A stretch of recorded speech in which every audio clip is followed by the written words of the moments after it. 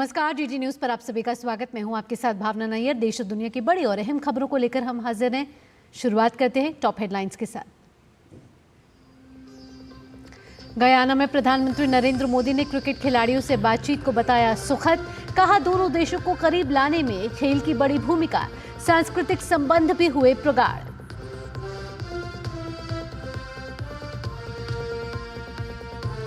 तीन देशों की यात्रा के बाद स्वदेश के लिए रवाना हुए प्रधानमंत्री मोदी। गयाना में भारतीय समुदाय से कहा दोनों देशों को आपस में जोड़ते हैं संस्कृति, खान पान और क्रिकेट।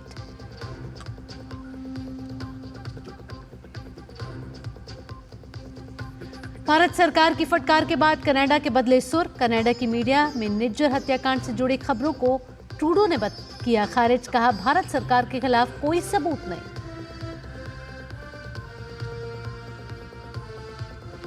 कांग्रेस अध्यक्ष के आरोपों पर बीजेपी अध्यक्ष जेपी नड्डा का पलटवार। कहा मणिपुर समेत उठाए गए तमाम मुद्दे झूठ और राजनीति से प्रेरित।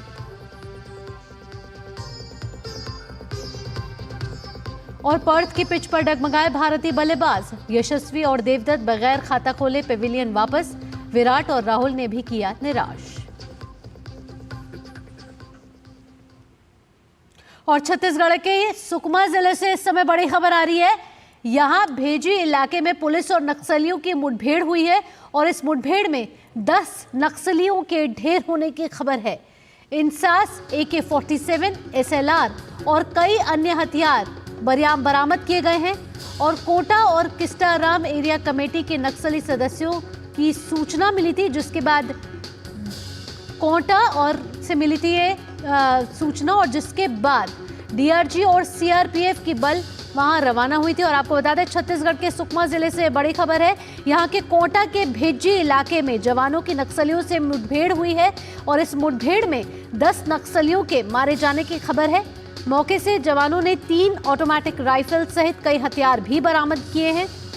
और आपको बता दें कि सुकमा, छत्तीसगढ़ के सुकमा जिले से ये बड़ी खबर आ रही है, जहां कोटा के भेज्जी इलाके में जवानों और नक्सलियों के बीच मुठभेड़ हुई और इस मुठभेड़ में 10 नक्सलियों के मारे जाने की खबर है। और साथ ही साथ आपको बता दें कि ये मुठभेड़ 22 नवंबर को तड़के उस वक्त हुई है जब DRG की टीम नक्सलियों की घेराबंदी करने निकली थी और जवानों को सूचना मिलते ही कई नक्सली उड़ीसा के रास्ते छत्तीसगढ़ में प्रवेश कर रहे। और इस मुठभेड़ में आपको बता दें कि 10 नक्सलियों के मारे जाने की खबर है। और इस मुठभेड़ से पहले जानकारी दे दें आपको कि छत्तीसगढ़ के दक्षिण बस्तर, गरियाबंद और कांकेर में भी नक्सलियों के जवानों से मुठभेड़ हुई है। तो छत्तीसगढ़ के सुकमा से ये बड़ी खबर, जहां कोटा के भेजी इलाके में 10 नक्सलियों को मार गिराया जवानों ने और मौके से पुलिस के जवानों को 3 ऑटोमेटिक समेत कई हथियार बरामद हुए हैं। सुबह सुबह ये मुठभेड़ शुरू हुई थी, जिसके बाद लगातार गोलीबारी चली और अब 10 नक्सलियों के मारे जाने की खबर है। DRG की टीम नक्सलियों को घेराबंदी करने निकली थी, जिसके बाद उन्हें ये बड़ी सफलता हासिल हुई है।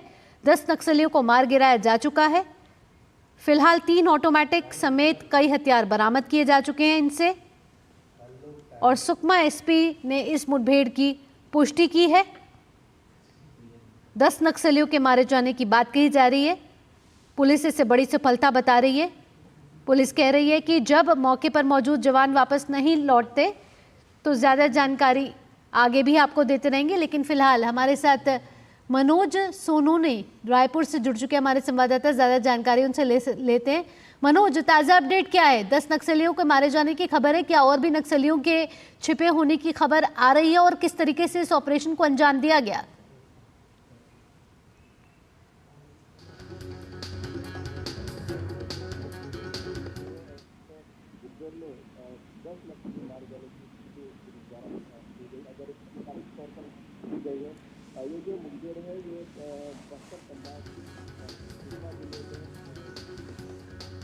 तो छत्तीसगढ़ के सुकमा जिले से ये बड़ी खबर आ रही है और मनोज से हम आगे भी अपडेट लेंगे। लेकिन आपको बता दें कि पुलिस और नक्सलियों के बीच बड़ी मुठभेड़ की खबर सामने आई। सुबह सुबह गोलीबारी चली, मुठभेड़ शुरू हुई, जिसके बाद जवानों को बड़ी कामयाबी हासिल हुई है। 10 नक्सलियों के मारे जाने की खबर है और यहाँ से कई हथियार भी बरामद किए गए हैं पुलिस को। और इस मुठभेड़ में 3 ऑटोमेटिक समेत कई हथियार बरामद किए गए हैं। पल पल की जानकारी हम आपको पहुंचा रहे हैं। पुलिस ने इसको बड़ी सफलता बताया है। वहां के एसपी ने इस मुठभेड़ की पुष्टि कर दी है और सुकमा जिले के भेजी इलाके में नक्सली मुठभेड़ हुई है और जो हथियार बरामद हुए हैं उसमें इंसास, AK-47, SLR जैसे कई बड़े हथियार बरामद कर दिए जा चुके हैं। सर्च अभियान अभी भी जारी है कि कहीं और तो कोई और नक्सली तो के छुपे होने की खबर तो नहीं है। ऐसे में कोटा और किस्टाराम एरिया कमेटी के नक्सलियों से मुठभेड़ में जवानों को बड़ी सफलता मिली है। और आपको बता दें कि 2026 तक देश से नक्सलवाद के खात्मा का संकल्प लिया जा चुका है। ऐसे में आज छत्तीसगढ़ के सुकमा से ये बड़ी खबर आते हुए, इससे पहले भी हमने देखा है कि छत्तीसगढ़ के दक्षिण बस्तर, गरियाबंद और कांकेर में नक्सलियों की जवानों से मुठभेड़ हुई है। और बताया जा रहा है कि कांकेर के टेकामेटा में हुई मुठभेड़ 4 दिन तक चली थी और इसमें जवानों ने 5 नक्सलियों को मार गिराया। तो छत्तीसगढ़ के सुकमा से बड़ी खबर आते हुए इलाके में अभी भी सर्च ऑपरेशन जारी है। और आगे बढ़ते हैं, खबर हैदराबाद से है। हैदराबाद में लोक मंथन 2024 का आगाज हो चुका है। यहाँ उद्घाटन हुआ है। राष्ट्रपति द्रौपदी मुर्मू ने कार्यक्रम को संबोधित करते हुए कहा कि राष्ट्रीय एकता की भावना ने हमें एक रखा है। राष्ट्रपति ने भारत की संस्कृति की प्रशंसा करते हुए कहा कि देश की संस्कृति को विश्व पटल पर सराहा जाता है। उन्होंने लोगों से भारतीय संस्कृति के संरक्षण की अपील की। विविधता में एकता हमारे देश के लिए बहुत महत्वपूर्ण है, ये राष्ट्रपति द्रौपदी मुर्मू ने संदेश दिया। जब हम भारतीय संस्कृति की विविधता तथा अनेकता में एकता की बात करते हैं तो एकता का भाव ही मुख्य भाव होता है। विविधता तथा अनेकता हमारी मूलभूत एकता को इंद्रधनुष ही सुंदरता प्रदान करता है। हम चाहे वनवासी हो, ग्रामवासी हो या नगरवासी हो, सबसे पहले हम सभी भारतवासी हैं। वहीं केंद्रीय मंत्री जी किशन रेड्डी ने लोक मंथन 2024 कार्यक्रम की जानकारी देते हुए बताया कि इस कार्यक्रम में विकसित भारत अभियान और कई अहम विषयों पर मंथन किया जाएगा। ब्रिटिशर्स की डिवाइड एंड रूल पॉलिसी के कारण जनजाति समाज और उनके भारतीय समाज के बीच दूर करने का प्रयास किया है।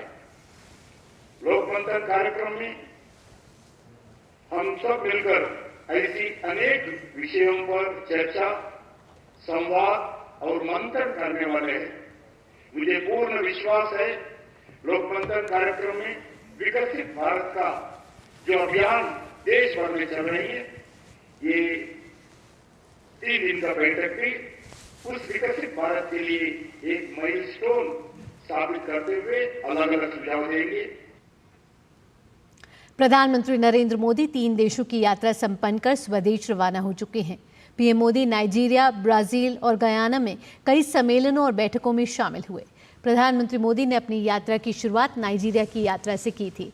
ब्राजील में उन्होंने 19वें G20 शिखर सम्मेलन में भाग लिया। अपनी यात्रा के तीसरे और अंतिम चरण में प्रधानमंत्री ने गयाना की राजकीय यात्रा की।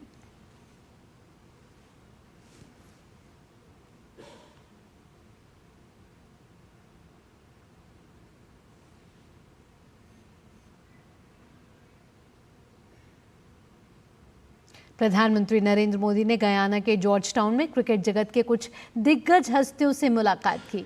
इनमें वेस्टइंडीज के 2 बार के विश्व कप विजेता कप्तान क्लाइव लॉयड और एल्विन कालीचरण जैसे नामचीन खिलाड़ी शामिल थे।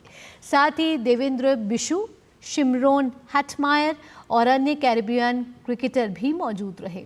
पीएम ने इस दौरान दोनों देशों के बीच क्रिकेट से जुड़ी परंपरा पर बातचीत की।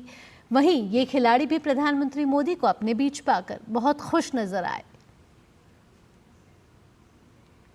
Had a good discussion. It seemed to be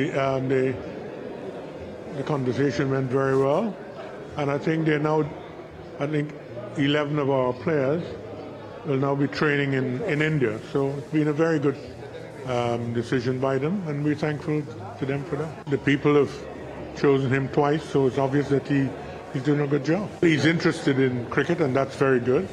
And he's doing things to help to boost cricket. So yes, we like more prime ministers like him. Everybody in India knows cricket, but his knowledge is special because he knows when we went to India, he knows us by our first name, and me myself going to India often myself, so I'm able to have that interaction with India, and to meet the Prime Minister today personally, it's magic. The connection is tremendous, and that kind of help to work with our young cricketers, girls cricket, men's cricket, whatever he does, any help, it is very kind of the Prime Minister and India. The love for the cricket is amazing. When I was watching IPL, I always see him there, and meeting him for the first time is amazing. It's really, really amazing. Surprisingly, he know that I was looking for my parents when I was in there a few years back. He's an amazing guy. So far in the country, we welcome him with a warm welcome. Our president and him, they had a lot of events over the few days. I think the people in Guyana, and I love him and really appreciate that he is here and spending a little bit time with our country, our culture, our diverse culture. So it's amazing having him here, and he seems so simple and down to earth, which is one good quality of a human being. रवाना होने से पहले प्रधानमंत्री नरेंद्र मोदी ने George town में भारतीय समुदाय को संबोधित किया। भारत गयाना के मजबूत और ऐतिहासिक रिश्तों का जिक्र करते हुए प्रधानमंत्री ने भारतीय समुदाय के योगदान को सराहा। पीएम ने दोनों देशों के साझा मूल्यों का जिक्र किया। कहा कि दोनों देशों को जोड़ने में संस्कृति, खान-पान और क्रिकेट की अहम भूमिका है।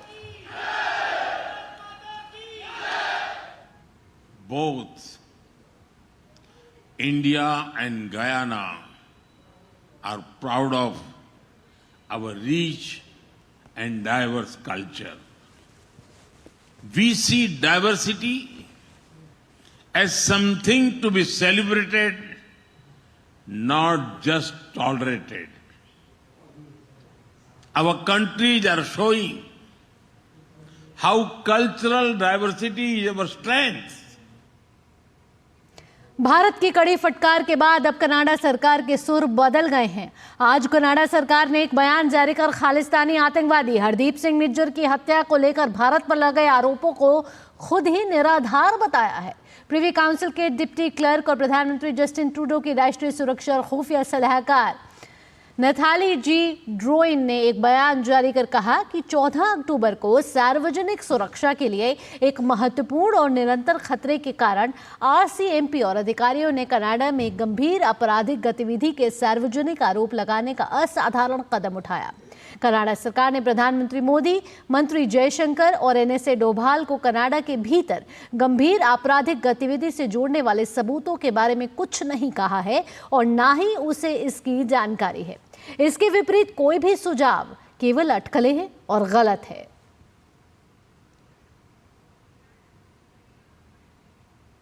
बुलेटिन में आगे बढ़ते हैं। कर्नाटक बीजेपी का बेंगलुरु में विरोध प्रदर्शन जारी है। किसानों की जमीन से जुड़े वक्फ मुद्दे पर कर्नाटक सरकार के खिलाफ बीजेपी विरोध प्रदर्शन कर रही है। इससे पहले प्रदेश के मठों के हिंदू संतों और किसान समर्थक संगठनों के सदस्यों ने वक्फ हटाओ, अन्नदाता बचाओ का विरोध मार्च निकाला था।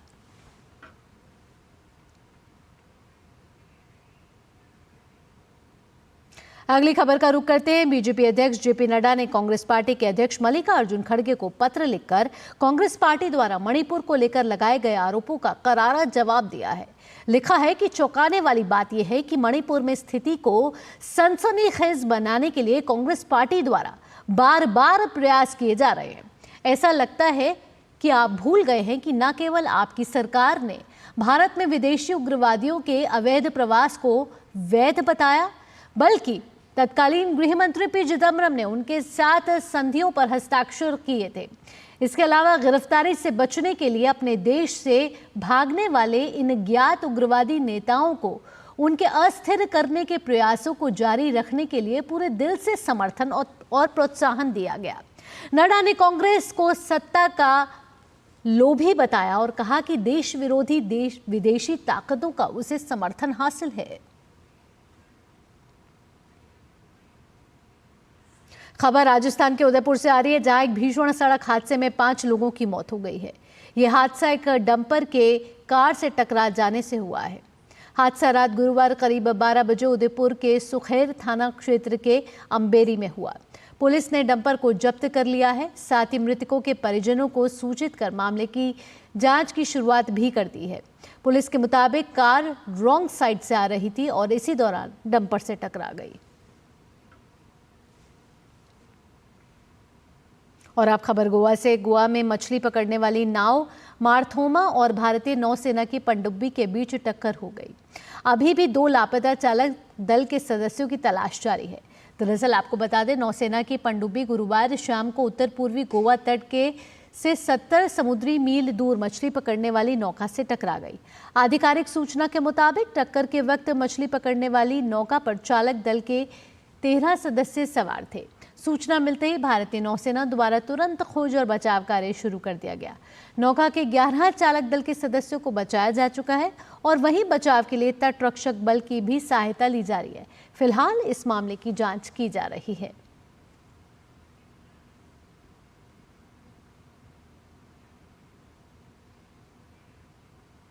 और अब खबर खेल जगत से जुड़ी हुई। बॉर्डर गावस्कर ट्रॉफी 2024 का आगाज पर्थ टेस्ट से हो गया है। टॉस जीतकर पहले बल्लेबाजी करने उतरी भारतीय टीम की शुरुआत अच्छी नहीं रही। ताज़ा समाचार मिलने तक भारत ने 6 विकेट के नुकसान पर 121 रन बना लिए हैं। आउट होने से वाले बल्लेबाज रहे यशस्वी जायसवाल, जो बगैर खाता खोले पेविलियन वापस लौट गए। यशस्वी जायसवाल का विकेट मिचेल स्टार्क ने लिया। वहीं भारतीय टीम का दूसरा झटका जोश हेजलवुड ने दिया, जिन्होंने देवदत्त पड्डिकुल का विकेट निकाला। देवदत्त भी अपना खाता नहीं खोल पाए। भारत का तीसरा विकेट विराट कोहली के रूप में सामने आया, जिन्हें जोश हेजलवुड ने 5 के स्कोर पर चलता किया। केएल राहुल भी ज्यादा देर तक क्रीज पर नहीं टिक पाए और 26 के स्कोर पर मिचेल स्टार्क का शिकार हुए। वहीं ध्रुव जुरेल 11 रन बनाकर आउट हुए। भारत की ओर से हर्षित राणा और नीतीश कुमार रेड्डी का इस मुकाबले से टेस्ट डेब्यू हो रहा है। और साथ ही आपको बता दें कि वहीं आर अश्विन को प्लेइंग 11 में जगह नहीं मिली है। टीम इंडिया की बात करें तो भारतीय टीम को हाल ही में अपनी सरजमी पर न्यूजीलैंड के हाथों 3-0 से शिकस्त झेलनी पड़ी थी। और वैसे टीम इंडिया के लिए ये सीरीज बेहद अहम है और टीम को अगर विश्व टेस्ट चैंपियनशिप के फाइनल में जाना है तो वह इस सीरीज को बड़े अंतर से उन्हें जीतना होगा।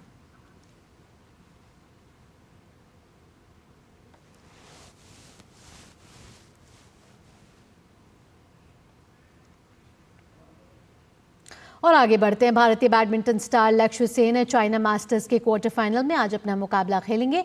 लक्ष्य का क्वार्टर फाइनल में सामना डेनमार्क के एंडर्स एंटोनसेन से होगा। लक्ष्य ने अंतिम 16 के मुकाबले में रास्मस जेमके को 21-16, 21-18 से शिकस्त दी।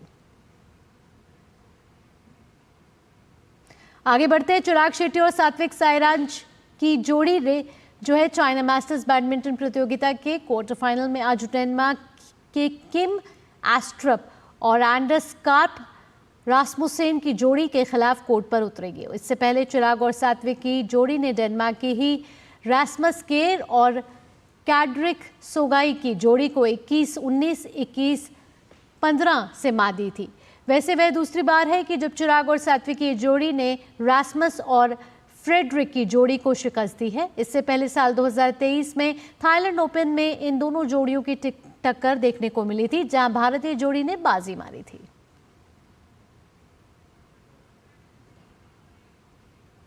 और अब बात भारतीय अंतर्राष्ट्रीय फिल्म महोत्सव यानी कि इफ्फी की।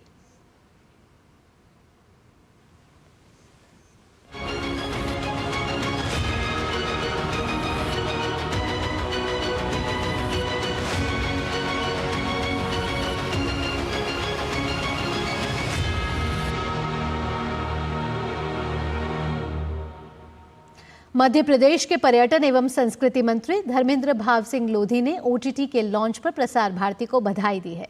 कहा कि प्रसार भारती के कार्यक्रम को परिवार के साथ बैठकर देखना बड़ी उपलब्धि होगी।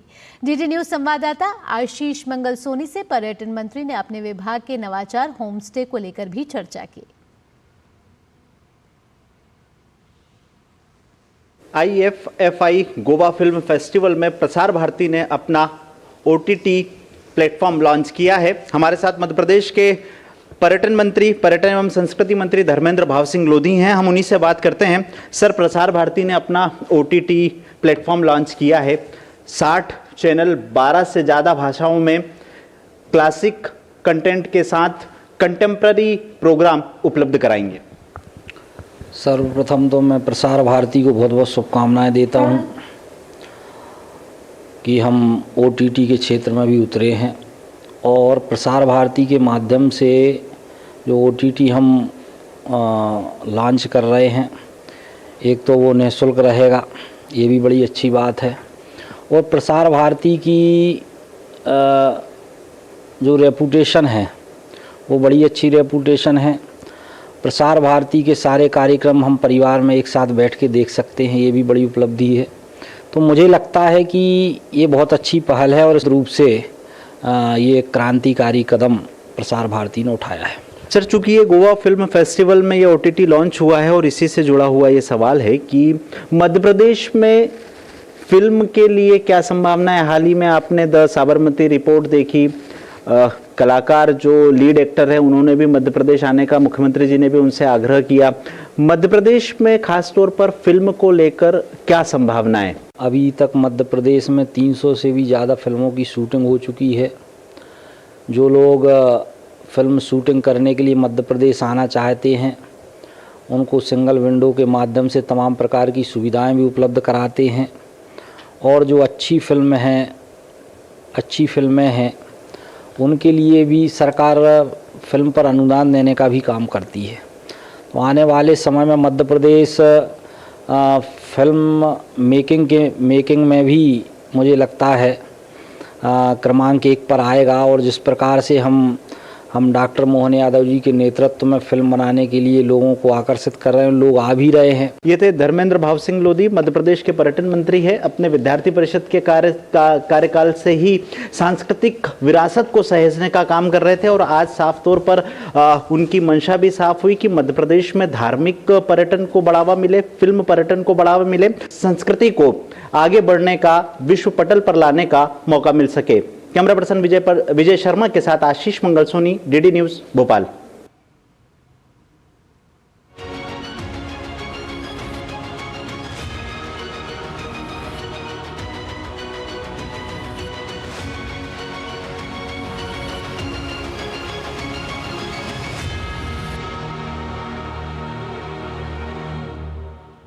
आइए अब कुछ और अन्य महत्वपूर्ण खबरों का भी रुख कर लेते हैं। विश्व के मुख्य न्यायाधीशों का 25वां अंतर्राष्ट्रीय सम्मेलन का उद्घाटन उत्तर प्रदेश के मुख्यमंत्री योगी आदित्यनाथ ने लखनऊ में किया।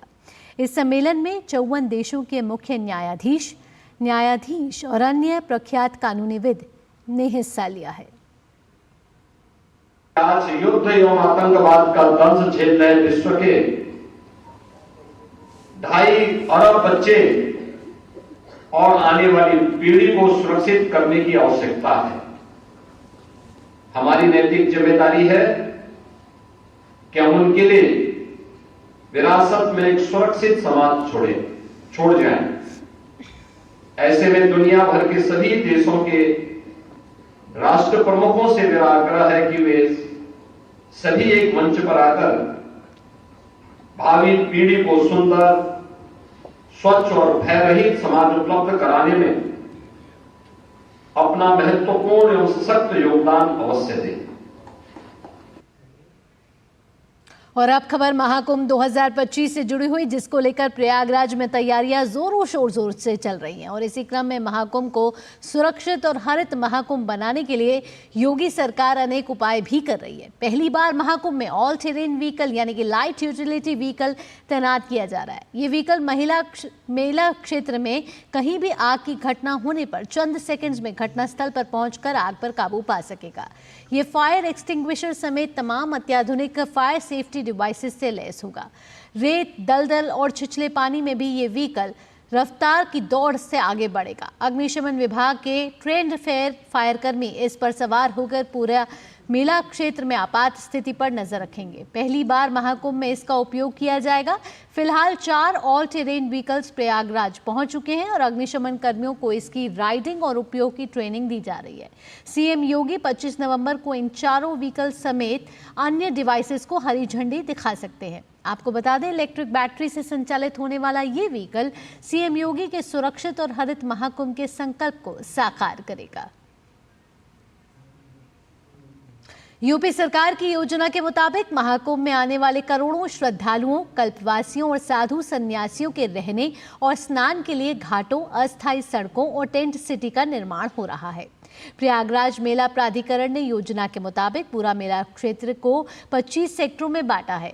4000 हेक्टेयर और 25 सेक्टरों में बटा महाकुंभ मेला क्षेत्र इससे पहले के किसी भी महाकुंभ मेले से सबसे बड़ा क्षेत्र है। सेक्टर और कार्य के मुताबिक सेक्टर मजिस्ट्रेटों की नियुक्ति भी कर दी गई है। सभी सेक्टर मजिस्ट्रेट अपने अपने सेक्टर में भूमि अधिग्रहण से लेकर प्रशासन व्यवस्था के लिए जिम्मेदार रहेंगे। महाकुंभ के दौरान सेक्टर मजिस्ट्रेट आम जनता और प्रशासन के बीच कड़ी का कार्य करेंगे। महाकुंभ 2025 में लगभग 45 करोड़ श्रद्धालुओं के आने और लगभग 1 लाख से अधिक लोगों के कल्पवास करने की संभावना है। इसी के साथ इस बुलेटिन में इतना ही। देश और दुनिया की बड़ी और अहम खबरों के लिए आप देखते रहिए डीडी न्यूज़। मुझे दीजिए अनुमति। नमस्कार।